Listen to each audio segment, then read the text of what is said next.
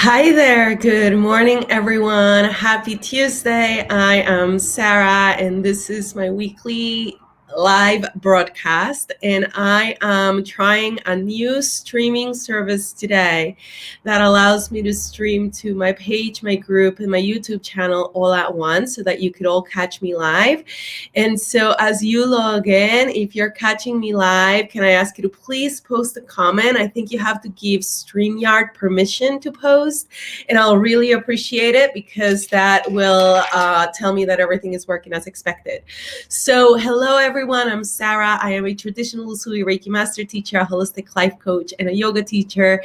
And I go live on Tuesdays at 9 a.m. to share some love and some wisdom on different topics. And today's topic is one that comes up all the time with my new students, which is how do you calm your mind? How do you stop your mind? How do you shut off your mind?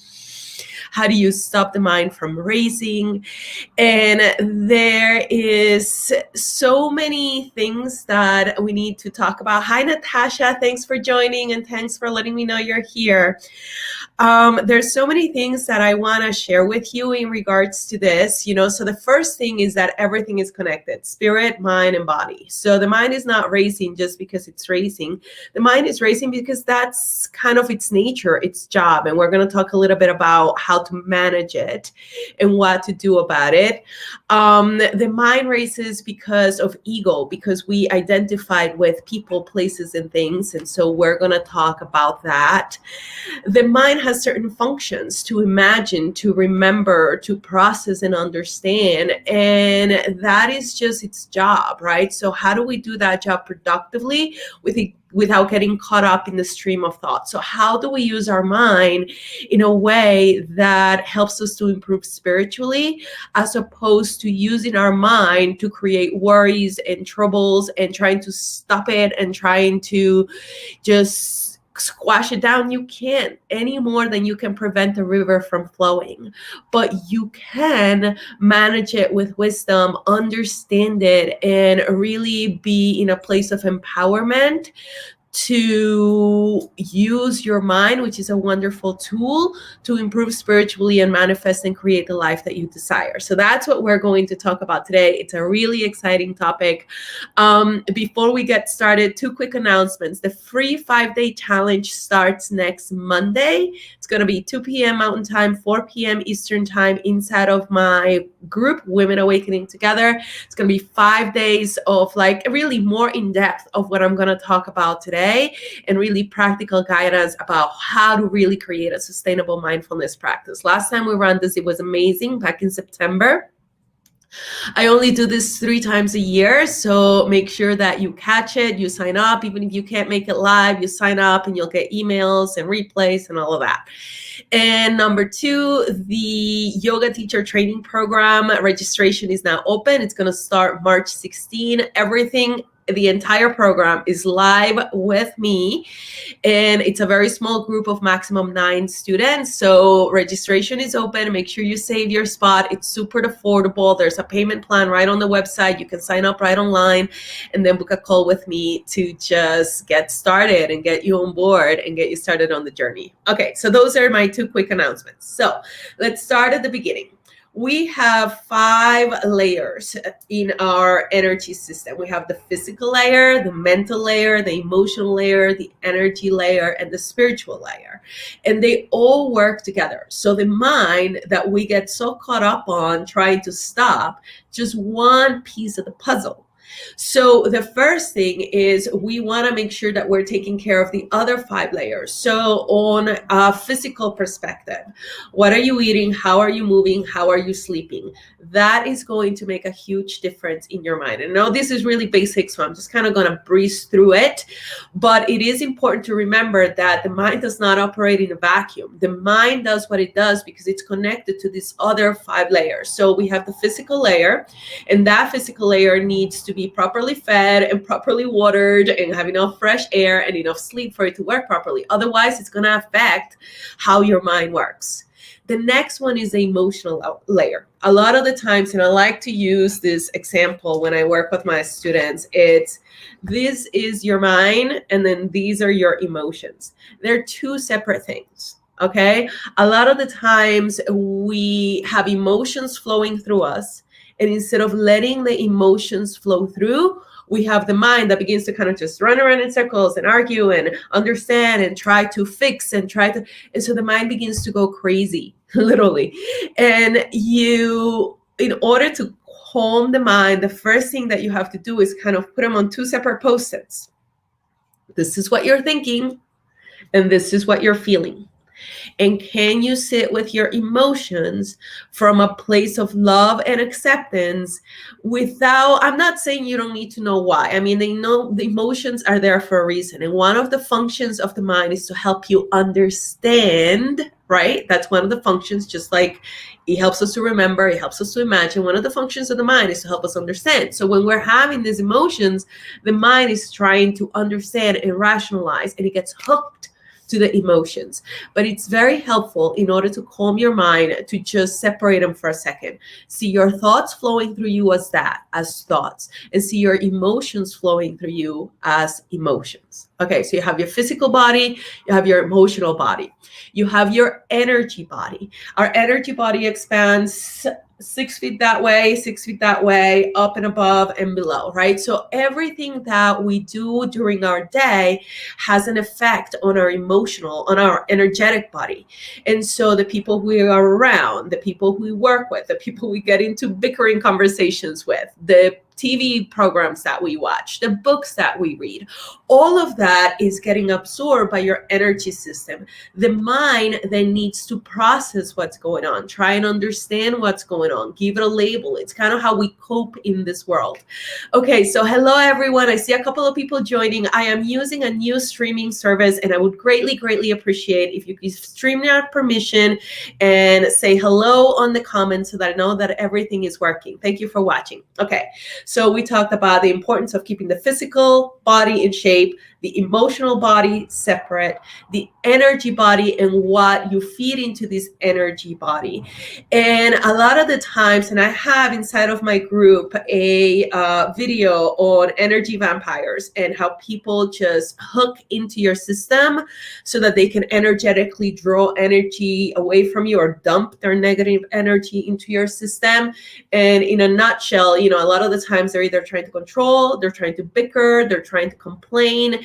And you have to be very mindful of how you absorb that energy. And in that video, I talk a little bit about how it's not so much about going, a lot of people will tell you to cross your arms and cross your legs and don't let this negative energy come to you. Yeah, well, I have to tell you, by the time you find yourself in a situation where you're having to cross your arms and you're crossing your legs, you're a little too late. There's boundaries that you didn't set. There's conversations that you didn't have. There's things that you didn't say that now have you in a position where you are having an interaction with somebody that's not healthy for you, right? So once you're there, if you can do anything at all, hi, Tammy Lynn, thanks for saying hello. Once you're there, if you are doing anything at all, what you can do is actually sit back, observe yourself, observe your energy first, and see what energetic reaction you are having to this experience. And then from a place of detachment without judgment, observe the other person's energy and see where they're at energetically from a place of curiosity. And then once you do that, you might be able to identify some dysfunction in your system of how you are reacting in an emotional way to something that maybe it's got nothing to do with you, or maybe it does because maybe it's personal and that person is literally making it personal. But oftentimes they're just doing what they're doing. They're not doing it to you. They're just in their own energy system spinning without consciousness. And so if you can step back and see what they're doing from a place of acceptance and love and detachment, then you don't get hooked. And so now you don't absorb as much energy. So you don't go in a place of fear and close your arms. You don't go into a place of defense and blocking and pushing away, aversion. You go into a place of observation. You go into a place of seeing what it is that people are doing and going,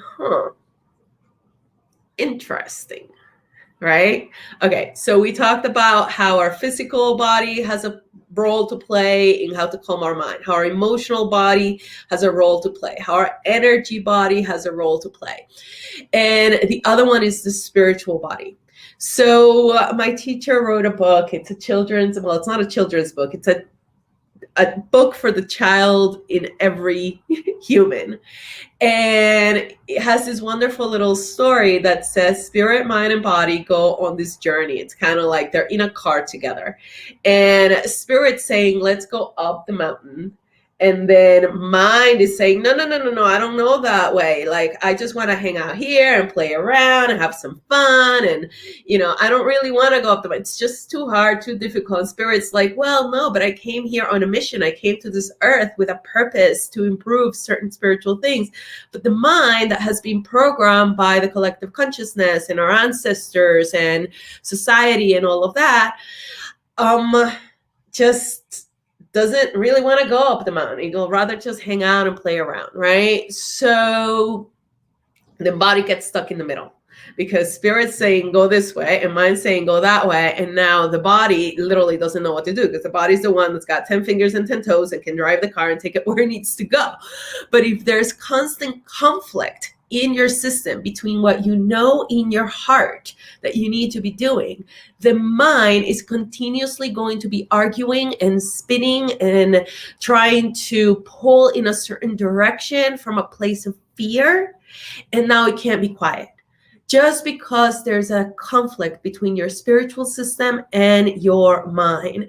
And so, okay, so this is why, right? So we just went over the reasons why the mind does what it does. First of all, it's linked to the 5 layers. The 5 layers affect it. Second of all, it has certain functions that are part of how the mind works. Number one is imagination. And imagination can be wonderful if you are trying to manifest something, to create a plan for your week, for your month, for your year. If you want to envision where you want to go, imagination can be a wonderful thing. But imagination can also be a double-edged sword if instead of imagining good things, you begin to imagine bad things and all the things that could go wrong. And we call that worry, right? Worry is misused imagination.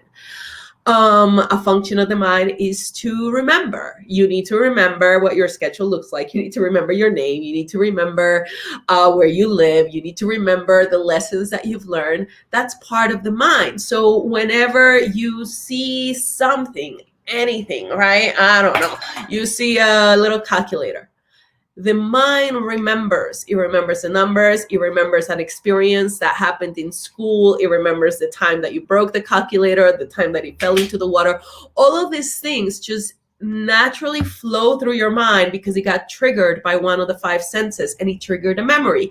That's not necessarily a bad thing. Now, a calculator is something harmless, right? You could have memories attached to a calculator and they're neutral. The problem is when our memories are attached to trauma and drama from the past, and then we get caught up spinning there, just reliving and rethinking those memories that might not necessarily be productive here and now. So it's linked to the 5 layers. Then we also have the intrinsic functions of the mind, which is to imagine, to remember, and to understand. So you are having this conversation. Well, it's a one-way conversation unless you're chatting, in which case it's a two-way conversation. And I really appreciate that because sometimes I'm broadcasting to the world and I'm like, is anybody there? But anyway, we're having this conversation. In my mind, I'm talking to you and we're having a conversation and your mind is understanding. Some ideas might be something you already knew and you're just remembering. Some ideas might be something new that a little light bulb goes off and you're like, that makes so much sense, right? Okay, well, that's a beautiful thing your mind just did. It took what I was saying and it understood it and absorbed it and learned it. And now your spirit has that information as a point of reference so that next time you run into, emotions, the mind doesn't begin to get crazy about it because you remember what you learned today. Right? So remembering, understanding, they kind of go together. And so the problem and the reason that the mind spins, so now we know why it works. Let's get to why the mind spins the way that it does. is because we identify ourselves with all of these things. We identify ourselves with the memories. We identify ourselves with the feelings. We identify ourselves with our friends, our families, our kids, our work, our body. Right? How much time do we put in front of the mirror? Like, I have to go live today and I look at my hair and I'm like, oh, well, right? Why? Because I'm not my body and my hair is what it looks like today. And there's nothing I can do. I mean, I guess there is, but I don't have time to go crazy because I promise I'll go live at 9 o'clock and then this is what my hair looks like, right?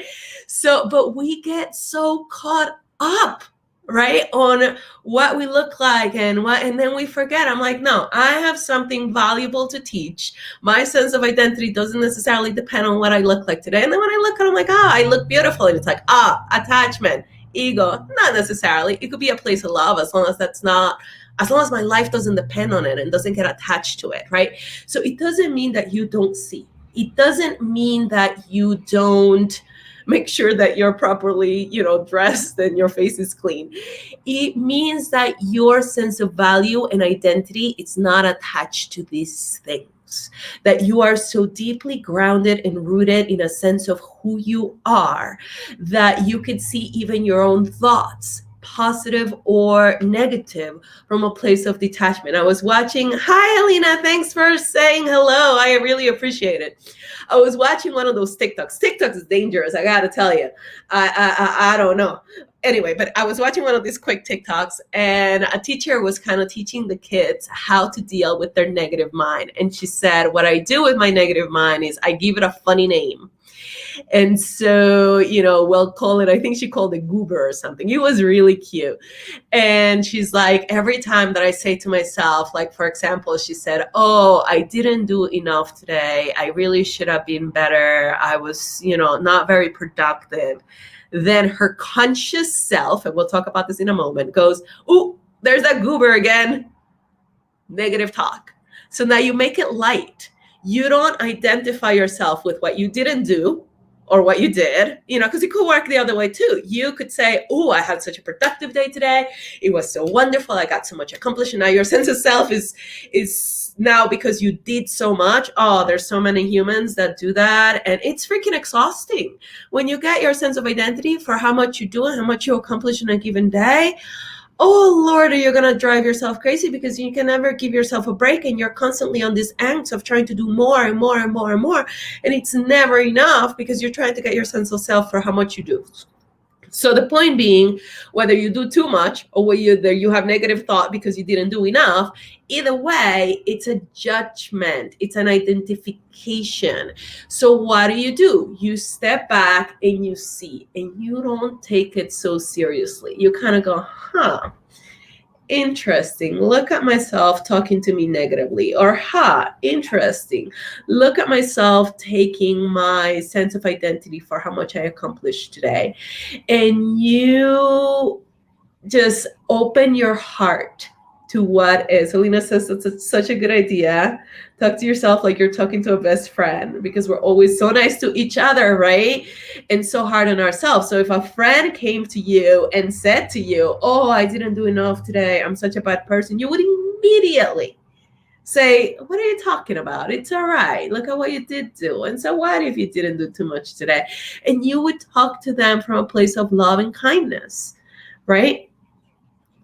And so that detachment gives you clarity. And that's what you're looking for.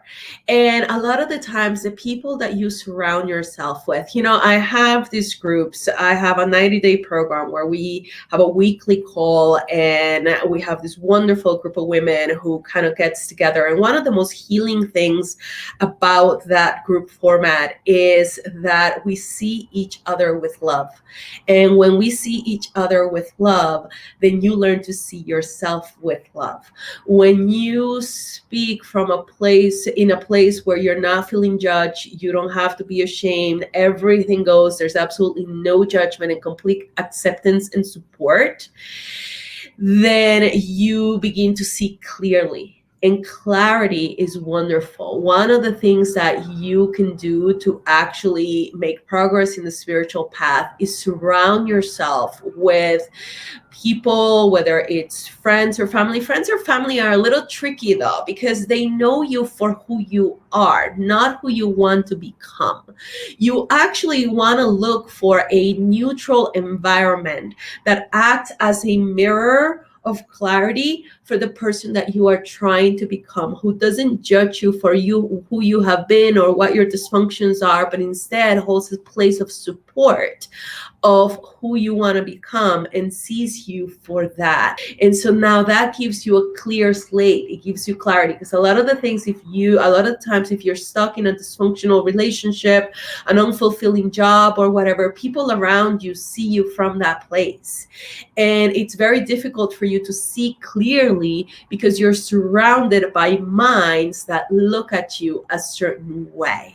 And honestly, I think that's one of the most precious gifts that I give my students, to see them for who they are and their true potential and who they're trying to become and who they do become through the process of working with me, because maybe they've never had that before and the people around them don't do that for them. They hold a different space. The space you hold for someone matters. Okay, I tend to ramble because clear speech is important, and I try and be as detailed as possible, and sometimes I go in different tangents one way or the other, but I do know how to bring myself back to the middle. So the question was, how do you calm the mind? And the answer is very simple. You take care of the 5 layers: physical, emotional, spiritual, energetic, okay, and mental. Of course, we do that through a little bit of meditation. We'll talk about that more in the 5-day challenge. You stop the identification with people, places, and things, and what your hair looks like and how much you accomplished in the day. You stop your identification with your own self-talk, and you don't take it so seriously. And most importantly, you resolve any inner conflicts between what your spirit wants and what your mind wants. So if you don't know what that is, you need to actually begin to do a little bit of introspections. A lot of the times when we don't know if it's the fearful mind leading the way or if it's our spirit and intuition leading the way. And that is yet another thing that I help my students with, right? Because a lot of the times we're used to following the fearful collective consciousness. And even though we know better, no one has ever validated that and kind of given us permission. Not that you need it, but unless you have seen someone who fearlessly follows their heart, then you might not have a point of reference that it's okay to do that. Right? But you have to resolve the conflicts between what your spirit wants and what your mind wants. And in order to do that, you want a teacher, you want someone neutral who's reflecting back at you from a place of clarity. And last but not least, distance. The goal is not to thank you. Tammy says I don't ramble. I know, I make sense. If you're able to follow my train of thought, you will see that I do come back to where I'm going. Thank you. I know I'm being a little bit funny. The most important thing is distance, awareness, conscious awareness. And that's why a mindfulness practice is so important.